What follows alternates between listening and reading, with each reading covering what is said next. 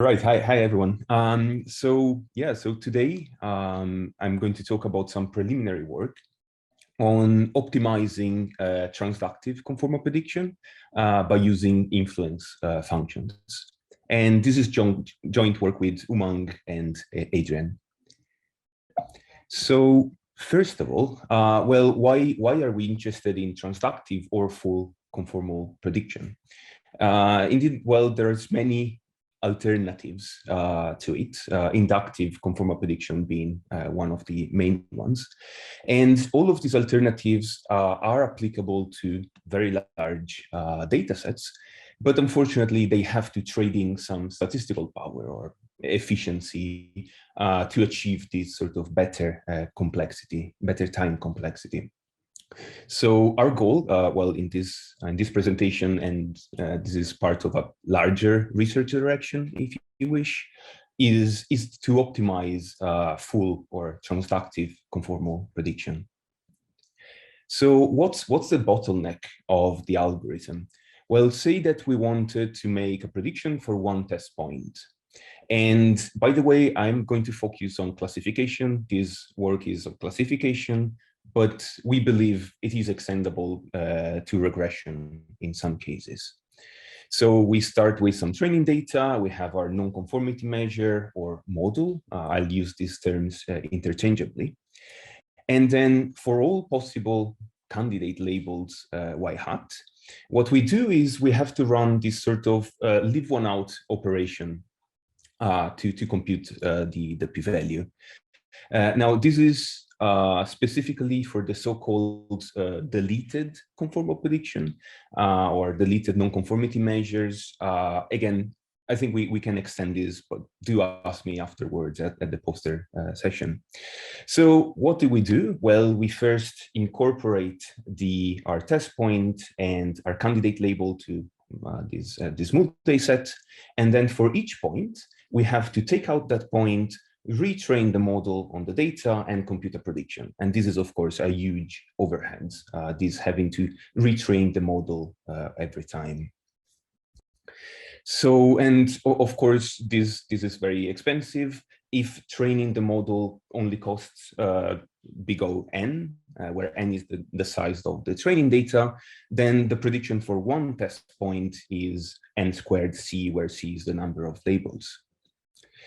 So we had this idea and presented it at ICML this year that if we can make it cheap to incrementally learn a point with our model or a non-conformity measure and decrementally unlearn a point, then we can speed up conformal prediction considerably. So for example, for KNN, for the KNN non-conformity measure, which is defined to be the sum of the distances to the k nearest neighbors to some point. Well, for optimizing this conformal prediction with KNN, in a training phase, we can pre-compute non-conformity scores based on just on the training points. And then when a test point arrives, if it is the nearest neighbor to some of the training points, then we will update the score, and this is cheap to do. If it is not a nearest neighbor, we don't even need to update the score. And this brings to a 1 order magnitude speed up. Now, there's an issue with this idea, and that is that it is only applicable to a small subset of non-conformity measures. We did it for KNN, SVM, also for regression. But then what about more complex models, such as neural networks? And our idea in this poster is to use influence functions somehow to approximate this incremental and decremental learning.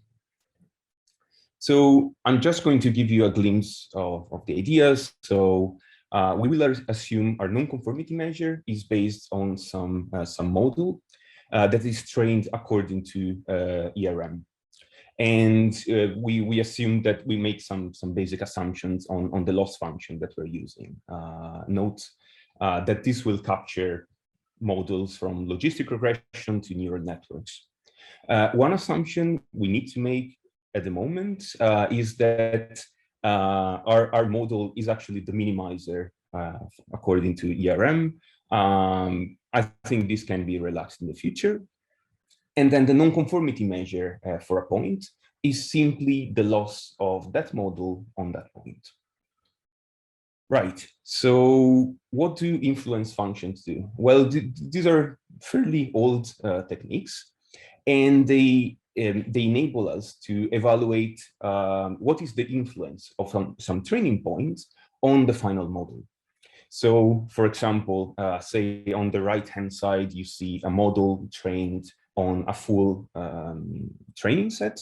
And on the left-hand side, you can see the same model trained on all the training points except for one. And influence functions enable us to capture this sort of relationship. And specifically for the case of conformal prediction, we can actually evaluate what would be the influence of each of the training points on the loss function. And remember that we defined our non-conformity measure exactly to be the loss function. So I'm not going to go into the details of how this influence ID is computed. It is just, well, it's obtained by doing a Taylor approximation for the Newton step when optimizing. But the idea is that on the left-hand side is what we would usually have in conformal prediction. So we have our non-conformity score computed on all the training data except for one point. And this is approximately equal to the right-hand side, which is some non-conformity score computed using the entire training data, minus some term that is actually cheap to compute. How does this apply to conformal prediction, to the algorithm? The setup is the same as before. Only this time, we only need to train our model once, and that's via ERM. We need to compute the Hessian inverse. This will be useful for computing the influence function. And then in this, in what used to be a leave one out loop, now we just need to compute the influence for each of the training points, which again is cheap to do, and then update the score. Right, so some results to conclude. How does this actually perform? Again, these are preliminary results, but what you see here is the average prediction time for one test point, and with respect to varying sizes of the training set. And well, what you can see here is that, well, the orange line is our proposal, while the blue line is standard transductive or full conformal prediction. And you can immediately see how big of a difference these influence functions make. And we believe this is even further optimizable. Do ask me later if you like. Now, these are approximations. So are we affecting our the performance of our final p-values? So this is quite interesting. Here I'm plotting the difference between the original p-value generated by transductive conformal prediction and the p-value obtained with our method, so the approximate p-value. And then we see that with already 100 examples in our training data, or say 500, the p-value, the difference between p-values becomes almost negligible for any practical purposes. Right, so I think my time is up. So just to conclude, I've mentioned that this incremental and decremental idea can speed up conformal prediction considerably, only for some specific non-conformity scores. And via influence functions, we can actually give similar computational advantages for a much larger class of models, including, for example, neural networks. Future work, there's plenty to be done, but mainly, we would like to provide some guarantees over how much the approximation impacts on the p-values, and we believe this can be done. And secondly, I've just spoken about deleted conformal prediction, but we hope we can extend this to more general ways of formulating non-conformity measures for conformal prediction. Thank you all, and I'll be looking forward to questions in the breakout room, I guess.